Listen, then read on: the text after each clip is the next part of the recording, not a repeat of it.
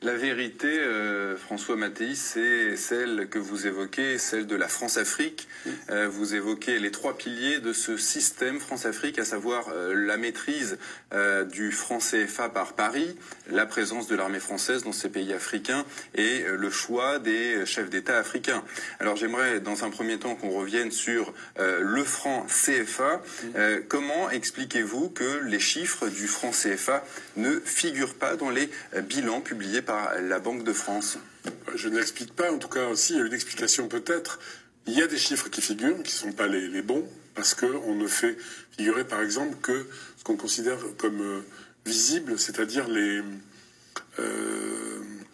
comptes d'opération. Les comptes d'opération contiennent, à la Banque de France, ça s'appelle les comptes d'opération, ils contiennent le prélèvement que la France fait sur les exportations en dollars.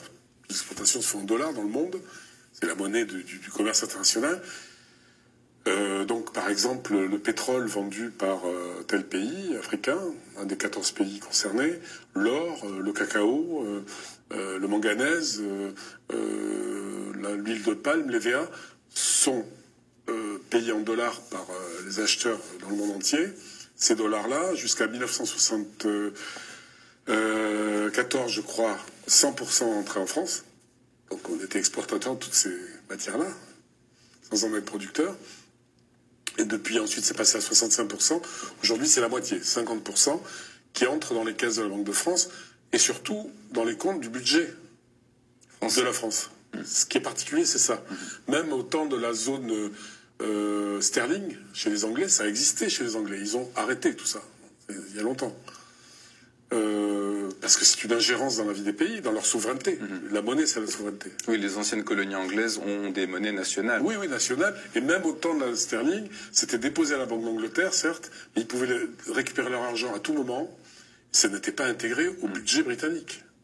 Et c'est ce que vous dites, François Mattei, il existe 17 milliards d'euros de devises retenues en France, alors que ces milliards devraient être gérés dans les banques centrales africaines. Absolument, et puis à la disposition, parce que ça représente, au regard du budget français, peut-être pas énormément, mais d'abord, c'est de l'argent qui est placé sur les marchés internationaux, avec donc la France a des revenus de cet argent-là, ensuite prêter aux Africains. Mais je vais vous dire en deux mots, c'est très simple. Vous avez des comptes d'opération de tous les pays africains, 14 pays. Quand la Côte d'Ivoire, il y a des pays qui sont toujours en positif sur leur compte. Il y en a qui sont toujours juste ou en négatif. Alors, on prend sur l'argent de ceux qui sont en positif et qu'on détient pour prêter à ceux qui sont en négatif. Donc on prête l'argent des Africains aux Africains. C'est ça, l'aide au développement. Il faut le savoir, parce que les Français ont le sentiment d'être pillés par les Africains, et qu'on aide les Africains et qu'ils ne se débrouillent pas. On leur prête leur propre argent. Que ça soit clair, c'est la vérité. Vous citez François Mattei d'ailleurs les propos, pour rester 2 secondes sur le sujet, les propos d'un ancien directeur d'une banque centrale africaine. Il déclare « La France est un nain économique en Europe sans la maîtrise de ce franc CFA ». Donc c'est assez parlant. C'est assez parlant et c'est sans doute vrai, parce que il faut rappeler que le franc CFA était... On ne va pas remonter à la création du franc CFA. Au début, on a indemnisé les gens qui avaient des esclaves dans les colonies. On leur a donné de l'argent. Et avec ça, on a fondé une banque à Dakar.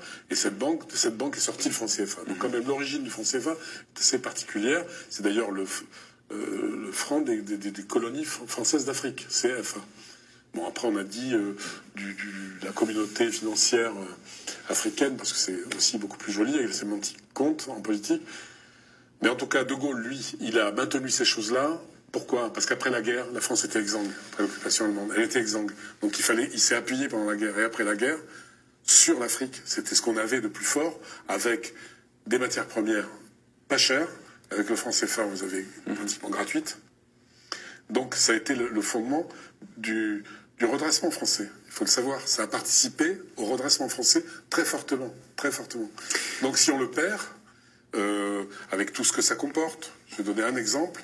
Quand il y a un pays comme le Nigeria qui a une monnaie qui fluctue, il y a beaucoup de compagnies d'aviation qui s'en sont retirées parce que leurs dividendes avaient fondu. C'est-à-dire leurs bénéfices qui étaient au Nigeria se retrouvaient à zéro. La France a négocié, Air France a négocié. Eh bien, dans les pays du franc CFA, ça ne varie pas. C'est-à-dire que les entreprises françaises peuvent investir, savent qu'elles vont retrouver à terme leur argent. Donc c'est aussi une grande sécurité pour les groupes français pour travailler là-bas.